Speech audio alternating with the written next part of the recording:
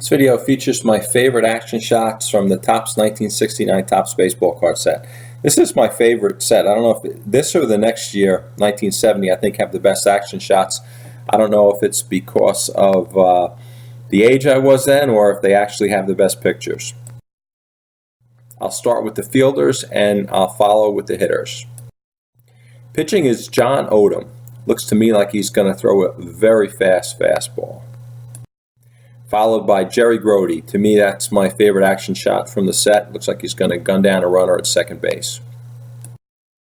Followed by Jim Nash. He's a pitcher, but very often the fielders didn't pose for the pictures, but a lot of the pitchers did, and if you use your imagination as a kid, you could picture him waiting for the ball at first base. Followed by Felix Millan at second, and if you saw my 1968 action shot set, video, you see that it's the same picture that they used then as they did in 1969, and it was the best in 68, and it's also the best in 69. Followed by Casey Cox at third base. Use your imagination as a kid. He got a ground ball and he's throwing it to first, and then he's followed by Bob Gibson at short. I think this is Bob Gibson's best action pose. And as a kid playing with these cards, like Casey Cox and Bob Gibson had double value because they could, you can use your imagination and picture them playing shortstop and third base, but you also could use them as a pitcher. So if you had teams, you could use that card for multiple purposes. In left field is Cleon Jones. I think this is Cleon Jones' best action shot. Picture him as a left fielder. He's about to run towards the line for a fly ball that's going to be hit out there. He sees it as he's standing there.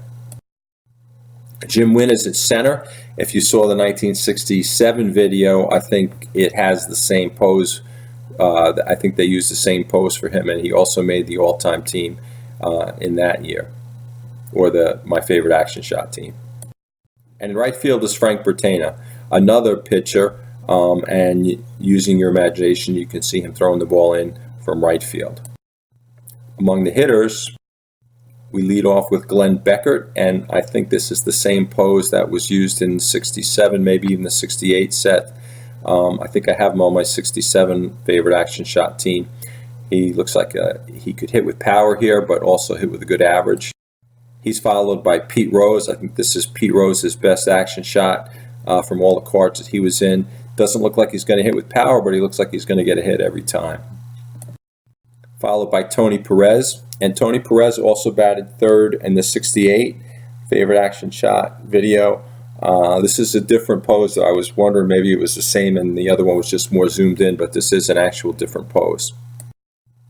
He's followed by Frank Johnson, and to me as a kid it just looked like he was going to hit it way out of the park to center field with this pose. He's followed by Jim Campanis, who I think was the best pose for this year among the hitters. Looks like he's going to hit with a very high percentage.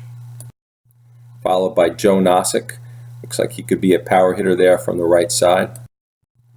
Followed by Boog Powell, and this is the same picture that was in the 68 set as well. Looks like he's going to hit it out to right. And he's followed by Vern Fuller. Looks like he's going to hit it well there. And finally, Andy Cosco. Looks like he's going to pull one down the left field line.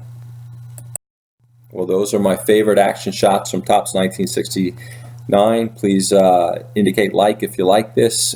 Subscribe to my channel if you want to see more. Thanks.